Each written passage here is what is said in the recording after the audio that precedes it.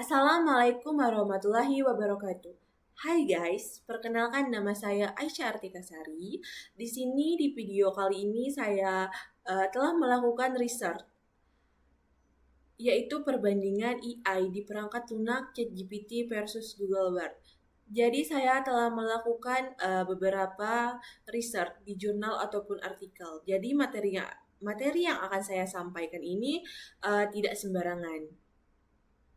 Dan video ini juga untuk memenuhi salah satu tugas kuliah saya dalam mata kuliah pengantar ilmu komputer dengan dosen pengampu Bapak Zikri Wayuzi. Baiklah, topik yang akan kita bahas pada kali ini yaitu perbandingan AI di perangkat lunak ChatGPT versus Google Bard. Jadi mana nih yang lebih baik? Yang pertama, kita akan masuk ke penjelasan fungsi atau kegunaan teknologi dalam sistem komputer atau teknologi informasi. Yang pertama yaitu penjelasan mengenai ChatGPT. ChatGPT adalah chatbot berbasis kecerdasan buatan dan pembelajaran mesin yang diluncurkan oleh OpenAI. ChatGPT yang dikembangkan oleh OpenAI memiliki fungsi utama, yaitu dapat melakukan beberapa tugas seperti tanya jawab, pengkodean, debugging, menulis artikel, esai, surat, serta bisa menerjemahkan bahasa. ChatGPT ini bekerja dengan memanfaatkan data yang luas sesuai dengan masukan atau permintaan pengguna, dan kemudian menghasilkan respon yang sesuai dalam bahasa yang sangat mirip dengan bahasa manusia. Selanjutnya yaitu penjelasan mengenai Google Bard.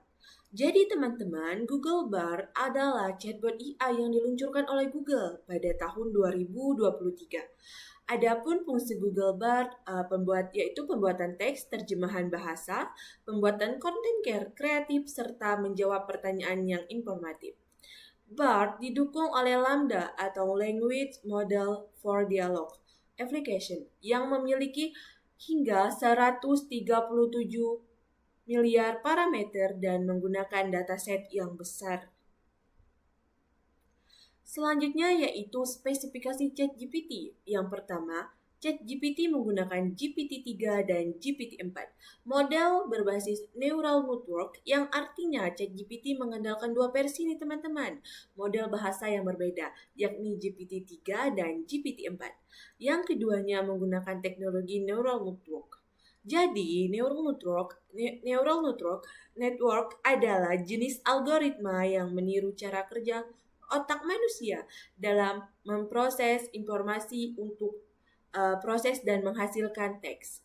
Yang kedua yaitu fokus pada pemrosesan bahasa alami atau NLP untuk menghasilkan teks yang menyerupai manusia. Maksudnya, teknologi seperti ChatGPT dirancang khusus untuk memahami, menganalisis, dan menghasilkan bahasa manusia dengan cara yang sangat alami dan realistis. Yang ketiga yaitu dataset pelatihan. Dataset pelatihan menggunakan 20 triliun token dari buku, artikel, dan sumber web. Yang keempat yaitu token capacity. GPT-4 memiliki token hingga 8.192 token. Sedangkan varian dari model GPT-4 strip 32K hingga 32.768 token. Jadi teman-teman, token adalah unit dari teks, unit kecil dari teks. Token bisa berupa kata, bagian dari kata, ataupun bahkan tanda baca. Misalnya kata hello yang bisa menjadi satu token, tetapi kata yang lebih banyak atau lebih panjang memiliki kombinasi kata bisa dibagi menjadi beberapa token. Selanjutnya yaitu spesifikasi Google Bard. Yang pertama yaitu arsitektur. Arsitektur berdasarkan Language Model for Dialogue Application atau Lambda yang kini didukung oleh Penguest Language Model. Yang kedua yaitu parameter model hingga 137 miliar parameter. Maksudnya, parameter model adalah bahwa model tersebut memiliki 137 miliar parameter yang digunakan untuk memproses, memahami, serta menghasilkan teks. Yang ketiga yaitu akses real time. dapat langsung dilakukan dengan mengakses internet untuk memberikan informasi terkini. Yang keempat yaitu kemampuan visual terintegrasi dengan Google Lens untuk menganalisis gambar. Selanjutnya yaitu implementasi atau penyerapannya. Yang pertama yaitu ChatGPT. Implementasi dalam bidang pendidikan membantu siswa dalam menyelesaikan soal matematika, sains, dan menulis esai. Namun harus hati-hati dalam penggunaannya. Karena takutnya nanti teman-teman ada bias dan bisa menyebabkan kita menjadi ketergantungan. Yang kedua yaitu pemrograman, mempermudah debugging kode dan pembuatan skrip otomatis. Selanjutnya yaitu implementasi Google Bard. Dalam bidang pendidikan memberikan jawaban berbasis AI termasuk pencarian informasi secara langsung dan membantu produktivitas seperti dalam Google Workforce serta menyediakan dukungan untuk ide kreatif dan seperti menulis cerita atau puisi. Yang selanjutnya yaitu keunggulan ChatGPT. Yang pertama yaitu kemampuan pemrosesan data besar. Berbasis GPT-4 atau versi terbaru memiliki 175 miliar parameter dan dataset yang sangat luas, menghasilkan teks yang koheren dan kompleks. Yang kedua yaitu fitur plagiarisme. Dapat mendeteksi plagiarisme yang tidak tersedia di Bard. Yang ketiga yaitu kecepatan dalam pengujian akademik dan profesional. Sangat baik dalam menjawab pertanyaan ujian profesional. Yang keempat yaitu kemampuan khusus NLP. Unggul dalam pembuatan konten, pemrograman, debugging, dan terjemahan bahasa dengan presisi tinggi. Yang terakhir yaitu integrasi dan ekosistem. Telah terintegrasi dengan berbagai platform Microsoft seperti Bing, Edge, dan Teams, serta memperluas fungsionalnya. Selanjutnya, ChatGPT juga memiliki kelemahan seperti satu, keterbatasan data. Model dasar hanya memiliki data hingga 2021 untuk versi gratis, sehingga kurang relevan untuk informasi terbaru. Yang kedua yaitu masalah halusinasi. Kadang-kadang menghasilkan informasi yang tidak akurat dan tidak relevan dalam konteks tertentu. Yang ketiga yaitu keterbatasan kreativitas. Dalam dialog kurang ekspresif dibandingkan Bard dalam menghasilkan tanggapan dialog yang lebih alami dan emosional. Adapun yang terakhir yaitu privasi dan keamanan. ChatGPT memiliki potensi resiko kebocoran data dan penyalahgunaan oleh pihak tertentu. Selanjutnya yaitu keunggulan Google Bard. Jadi yang pertama yaitu akses data real time. Maksudnya adalah terhubung langsung dengan internet, memberikan informasi terkini yang lebih akurat dibandingkan ChatGPT.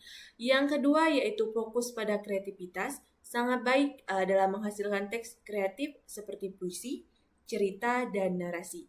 Yang ketiga yaitu antarmuka ramah pengguna, dirancang agar lebih mudah dipahami oleh semua kalangan termasuk anak-anak. Yang keempat yaitu integrasi dengan ekosistem Google. Mendukung integrasi dengan Google Workspace seperti Doc, Sheet, Classroom, dan membuatnya berguna untuk produktivitas. Yang kelima itu biayanya gratis, tidak memerlukan langganan berbayar seperti ChatGPT Plus. Yang selanjutnya yaitu kelemahan Google Bard.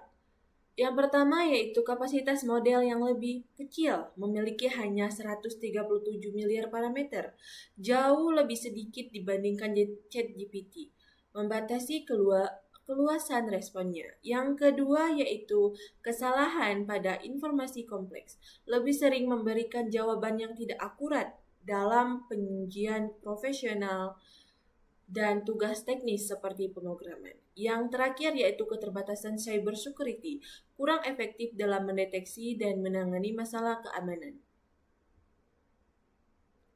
Selanjutnya yaitu kesimpulan.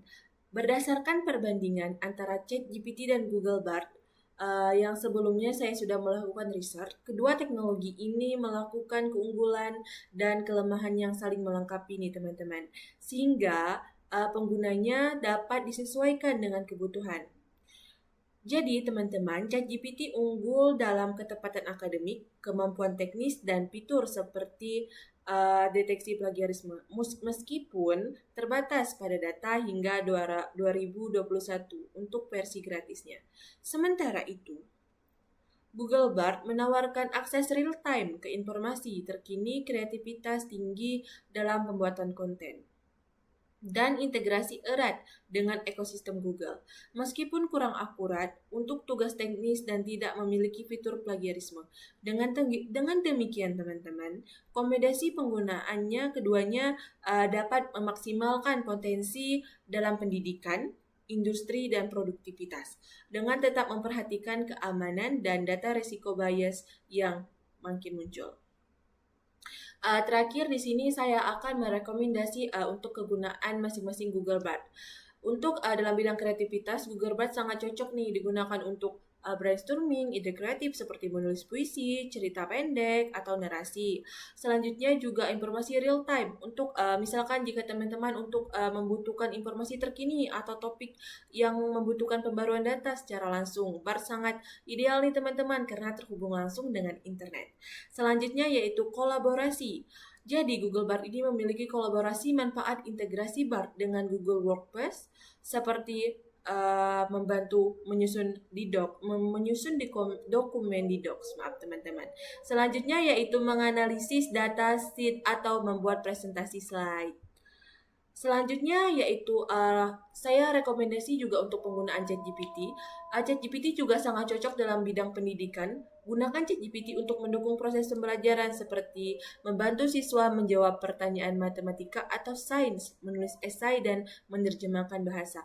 Namun, penting untuk mendampingi penggunaannya agar siswa tidak terlalu berketergantungan dengan teknologi ini. Yang kedua yaitu ChatGPT juga sangat direkomendasikan untuk pemrograman. Optimalisasi kemampuan ChatGPT dalam debugging kode, pembuatan skrip otomatis, dan menjawab pertanyaan teknis. Teknologi ini sangat bermanfaat bagi mahasiswa teknik atau pengembang perangkat lunak yang membutuhkan solusi cepat untuk yang akurat. Dan yang terakhir yaitu akademik dan profesional. Jadi ChatGPT ini bermanfaat. Keunggulan ChatGPT dalam menjawab soal ujian profesional dan mendeteksi plagiarisme terutama dalam penulisan karya ilmiah dan laporan. Ini ada beberapa sumber ataupun 3 sumber yang telah saya riset atau yang telah saya baca. Jadi materi yang sudah saya sampaikan tersebut tidaklah sembarangan teman-teman. Jadi saya telah melakukan beberapa riset di jurnal ataupun artikel tersebut. Baiklah, terima kasih teman-teman atas perhatiannya. Semoga materi yang saya sampaikan pada saat ini bermanfaat bagi teman-teman dan bisa menambah wawasan bagi kita bersama. Baiklah teman-teman, saya minta maaf jika ada kesalahan kata ataupun tingkah laku, dan saya juga meminta maaf jika ada kekurang jelasan dalam menyampaikan materi. Terima kasih. Wassalamualaikum warahmatullahi wabarakatuh.